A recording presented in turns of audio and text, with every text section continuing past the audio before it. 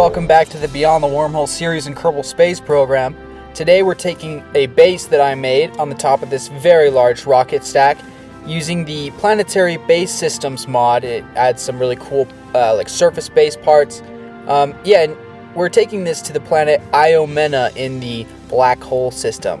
You might have wondered, just real quick while I launch this thing, where the VAB went when I was building that thing. Anyways, this rocket's too big to fit in the VAB, so I got this little mod called VAB Extender or something like that, which basically lets you build these rockets outside of the VAB, which is super helpful when you're building monstrosities like this one. And because this thing is so unwieldy, I have to take a very slow ascent profile. Not slow, but I'm not pitching over as soon as I usually would, because I'm trying to get out of the thicker parts of the atmosphere first so that I can avoid all the weird aerodynamics of this thing. So right now I'm doing my gravity turn really late, almost at 50,000 meters, but it's okay. We have the fuel and we'll be able to get this thing into orbit nice and easy. The interplanetary stage of this craft is made using the Far Future Technologies mod, and it uses a mirror cell fusion engine, which is really helpful for this mission because basically all of the planets in the local black hole Kcalbeloh system require insane amounts of delta V to even get an encounter with, let alone circularize and return back to Kerbin. So these engines from Far Future Technologies are able to provide that extra bit of efficiency to be able to make these missions possible. So right now, and now that I'm circularized, I'm just expending the last bit of fuel in this kick stage with the Rhino engine there, so that we can detach that and continue on our escape trajectory out of the Kerbin system and get on our way to the wormhole that connects the Kerbal system to the Kcalbeloh system. So right now I'm actually just activating this mirror cell fusion engine. You have to charge it up, and I just lit it up there. It takes quite a few radiators there just to keep it cool. The ones I'm using right now are from the System Heat mod, which is usually packaged with the Far Future Technologies mod. Anyways, right now I'm just using persistent thrust to non-physics time warp while burning. That's another mod, a lot of the burns in this video take hours or even days to perform, so I'd like to be able to fast forward through all that. So the persistent thrust mod will allow you to do that past the usual physics time warp limit. So right now I'm trying to set up that encounter with the planet Sarnus, which is the Saturn analog to the Kerbal system, added using the Outer Planets mod, which adds analogs to the outer planets like Saturn, Uranus, Neptune, and Pluto. I highly recommend it. It's stock alike, and I basically play with it as if it's stock. And so if you have Outer Planets mod installed, the Kcalbeloh system will place the wormhole around the planet Sarnus. So that's why we're headed there right now. If you don't have Outer Planets mod installed, though, Kcalbeloh will place the wormhole around Yooo, so you're good either way. And I've got kind of my apoapsis kicked up to intercept, and right now I'm fast forwarding to another maneuver to adjust my inclination so that I actually get that encounter. Sarnus is on a little bit of a different inclination from Kerbin, so I have to make that adjustment here. But it looks like we've got our flyby, so now I'm just trimming that trajectory to make sure that it intersects the orbit of the wormhole, which is that light gray orbit that is kind of more further out from the planet. I'm trying to encounter it at my periapsis, and I'm going to be tweaking my approach using the radial in and out in the prograde maneuver directions to get that encounter with those close encounter nodes right on top of each other. And I'm just executing that burn really quick. Pretty cheap, only 30 meters per second of delta V. And we should be on track once I adjust my trajectory through the wormhole itself. So I like to just go straight through it instead of circularizing around it. I think you save a little bit of fuel that way. You have to be entering the wormhole at a altitude of below 30,000 meters, I think. I like to just go straight through the middle of it. I think sometimes it looks a little bit cooler. But it looks like we've got our trajectory straight through the wormhole going pretty good.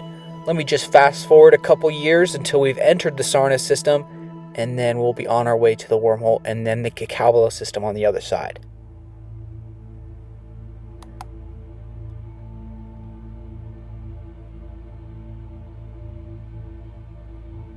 Alright, there's Sarnus in the background. You can see its moons kind of orbiting around it. And here's the wormhole we're about to enter. I'll let you guys watch.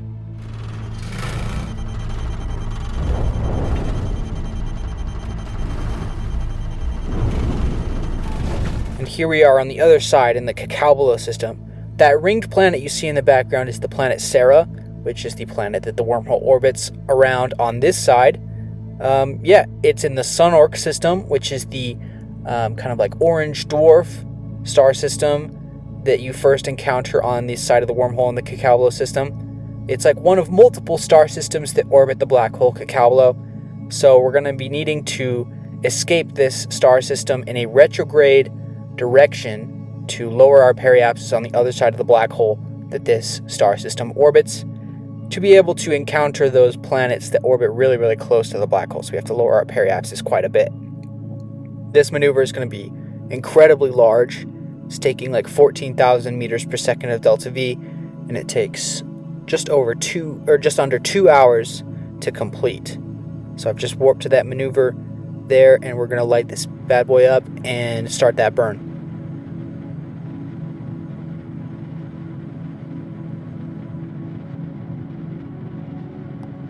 So I'm aiming for a periapsis that kind of intercepts the edge of the orbit of the planet Iomena, which I just set as my target. I'm doing kind of a really inefficient inclination match burn with the planet.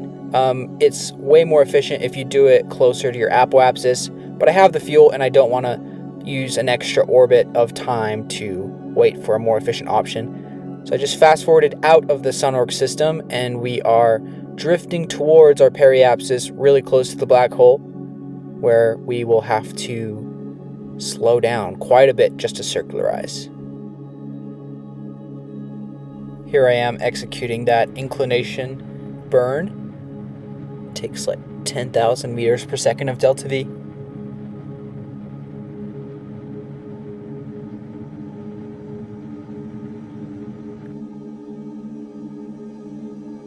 Now I'm just plotting a massive retrograde burn to circularize around the black hole.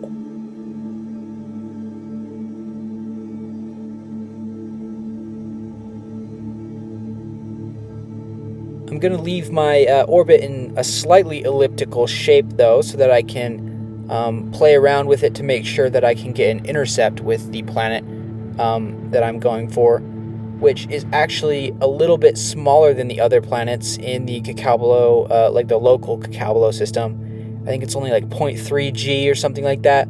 So it's got kind of a small sphere of influence, so we're going to have to be pretty accurate with our encounter. So we're trying to get those close encounter markers to swing around the orbit until they're right on top of each other, and then we should get our encounter. There we go. So just warp ahead till it's time to execute that maneuver.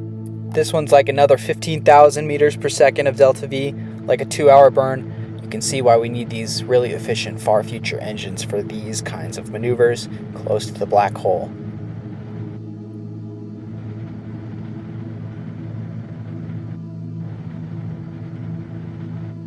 Cool, looks like we've got our encounter. Now it's time to adjust our flyby to a more desirable trajectory that kind of more or less lines up with the equator of the planet.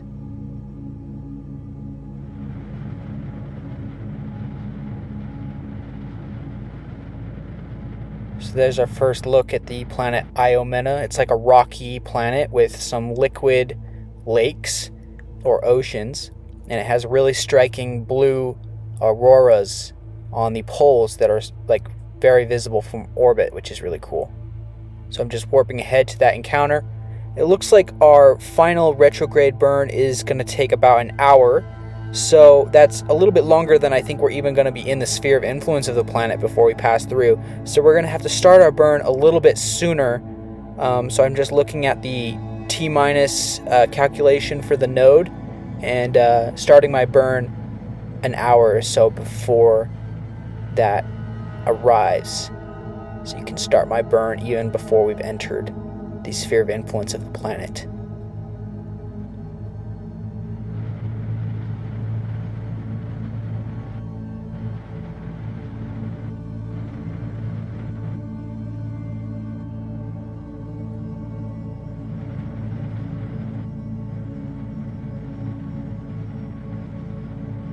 And here we are entering the Iomena system.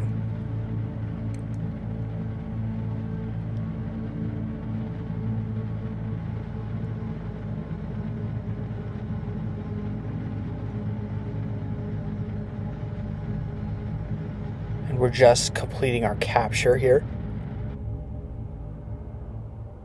and planning a circularization.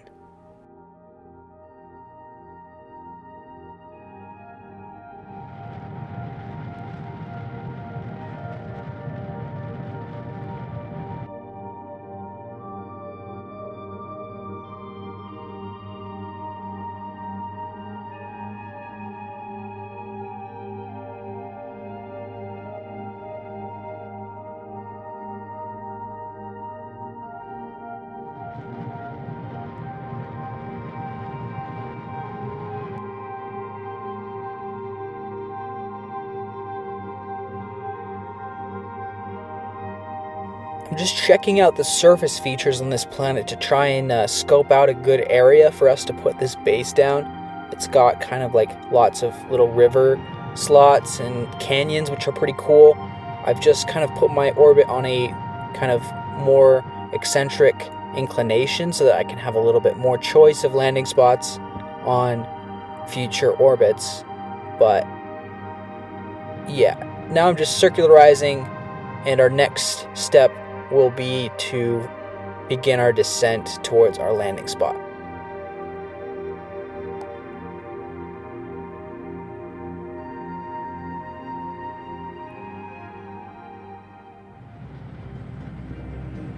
So here I am, burning retrograde to dip my periapsis below the atmosphere, and I'm just going to kind of like jettison that propulsion stage away. That thing's going to crash somewhere, and we've got our base here about to enter the atmosphere.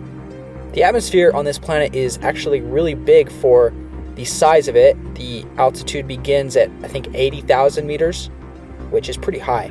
The atmosphere, though, is really gentle, though, probably due to the low gravity of the planet, so we don't really even need any heat shields for this thing to aerobrake down to the surface. In fact, my base is actually kind of aerodynamic. It can kind of almost glide in an interesting way, you'll guys see in a second. But here I am just slowing down using the atmosphere.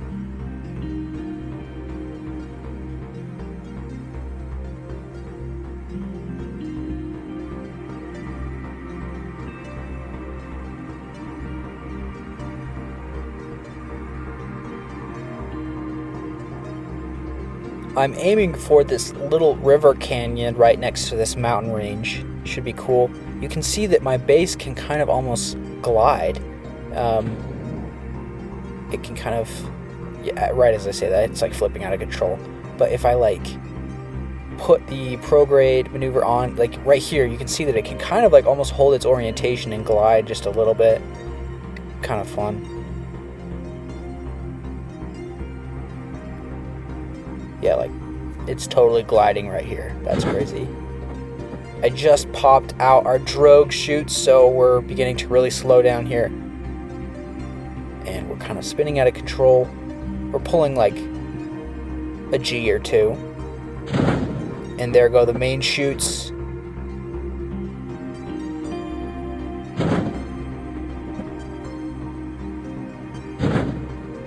And all the chutes just opened up. So we're kind of going to hit the ground rather fast at like 11 meters per second. So hopefully the landing legs can take that. It looks like I did accidentally blow up a few of my landing legs.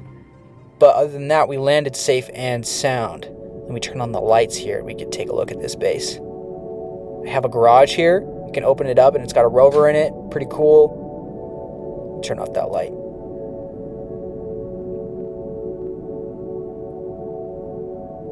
Let's get out and plant a flag.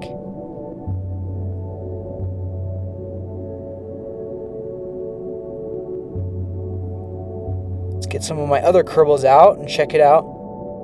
We brought a crew of 10 Kerbals, although this base can hold, I think, more than that, which is pretty cool.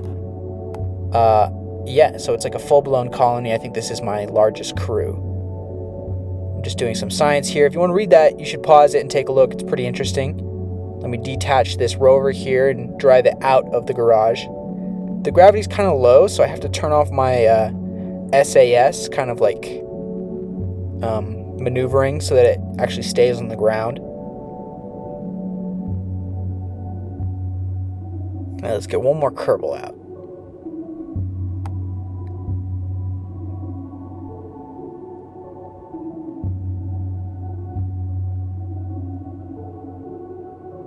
And that's going to be the screenshot for the thumbnail. Pretty cool. Alright, we have FreeIVA installed, which will allow us to walk around the interior of this base through the eyes of our Kerbals. So let's check out the interior of the base right now. So this is the airlock, and this is one of the habitation units. We've got like a nice little TV station where you can kick it. The windows are like fully functional, so you can see the landscape outside. That's pretty cool. You can see like a few mountains in the distance. Here we have like a little kitchen area. Oh, there's the black hole. Pretty cool. These are really detailed.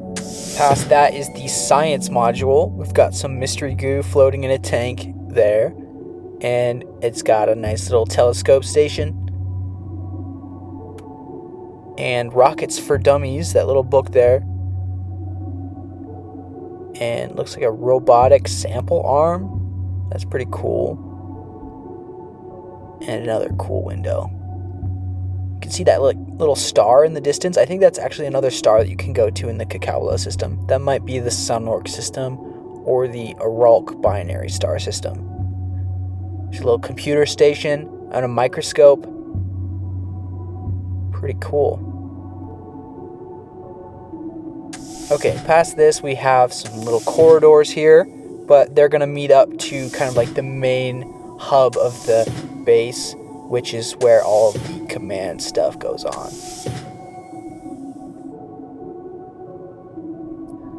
Actually, I went too far.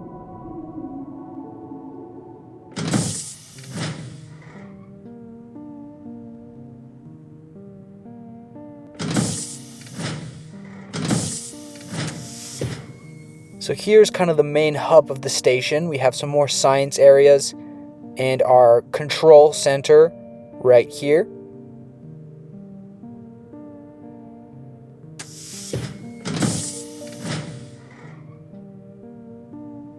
We have a ladder that kind of leads to an upstairs where we have some even more habitation areas, like a little lobby here with a table, nice little view of the black hole there for breakfast, and some couches and some bunk beds. Yeah, this thing's got a pretty big crew capacity, I would say. I think there's like 1, 2, 3, 4, 5, 6 beds right here. This thing could probably handle like 20 Kerbals, to be honest. Okay, now let's head out to the domes, kind of on the exterior of the station. This I've just transferred over, my Kerbal over, is the hydroponics dome, which is pretty cool. We're in like the little central area here, but you can go outside and see all of the plants that we're growing.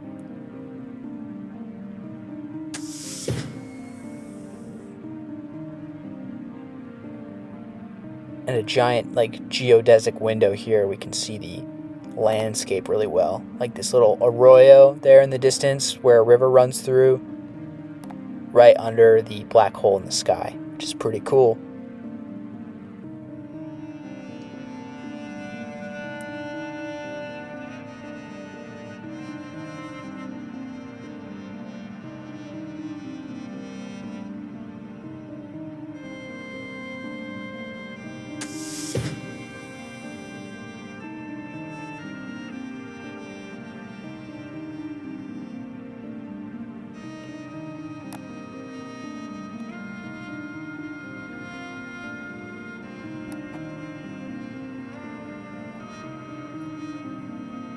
And so this dome right here that we're just entering is another habitation dome, which is pretty cool.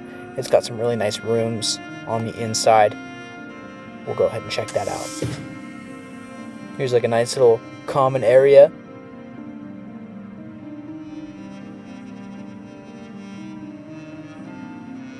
We have some more crew cabins with a really funky arcade carpet here.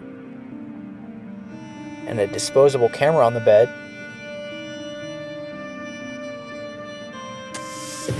You just have some more crew cabins here.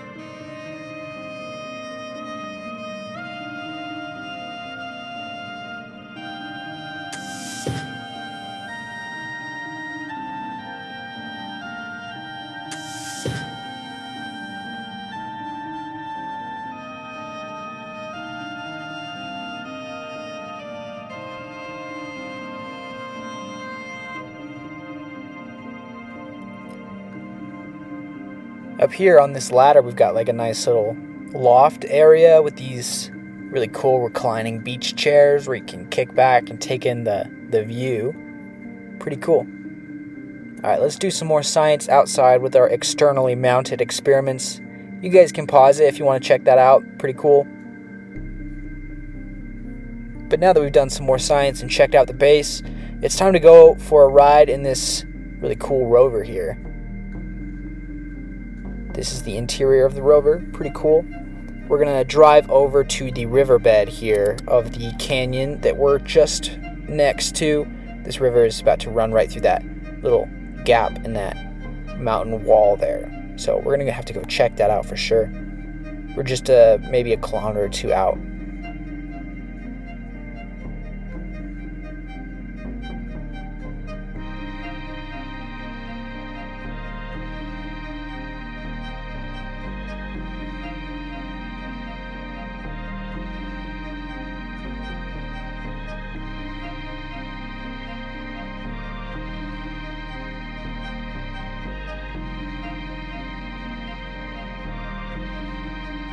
Okay, there's the river. We're gonna have to check it out and see what it's made of, because it's definitely not liquid water, I feel like. Or maybe it is with some other weird chemicals mixed in. But let me just get out of my rover here and use my jetpack to fly over.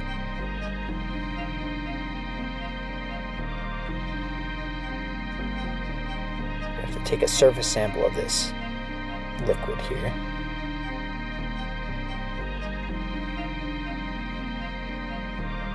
So it looks like it's a lot of ammonia in the liquid, which makes it kind of difficult to swim. As you can see, I'm kind of sinking there.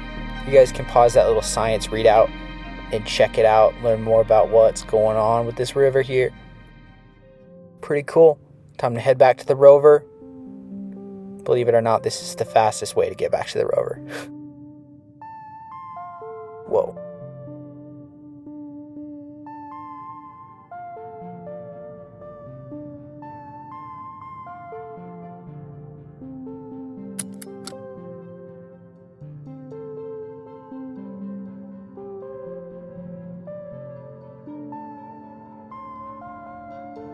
We're just on our way back to the base here after this nice little excursion. And we did flip the rover, but we only just lost like an unnecessary little cosmetic part. And here's the base. Do a nice little power slide. And you know I gotta do it. I gotta watch the sunset here on this new planet, especially with a black hole. Check out how that looks.